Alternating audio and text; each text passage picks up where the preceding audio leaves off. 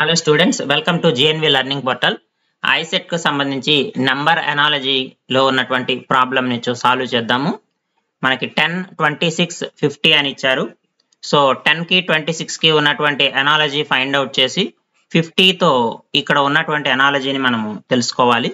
ఇక్కడ మనకు 10, 26 ఈ రెండింటి మధ్య అనాలజీ ఫైండ్ అవుట్ చేస్తే 10 ఇలా రాసుకోవచ్చు 3 స్క్వేర్ ప్లస్ 1, 26 ని రాసుకోవచ్చు 5 square plus 1, so 25 plus 1. So అలాగే సిమిలర్లీ 50 ని మనము 7 స్క్వేర్ ప్లస్ 1 గా రాసుకోవచ్చు.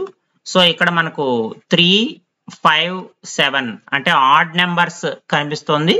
అలాగే ఇక్కడ మనకు వచ్చేటువంటి అనాలజీ ఆడ్ నెంబర్స్ అనుకుంటే 9 అవుతుంది, అదే ప్రైమ్ నెంబర్స్ అయితే 11 అవుతుంది. కాబట్టి ఇక్కడ 50 తర్వాత మనకు రావాలి 9 స్క్వేర్ ప్లస్ 1 అంటే 82 అన్న రావాలి, లేదా 11 స్క్వేర్ ప్లస్ 1 122 అన్న రావాలి.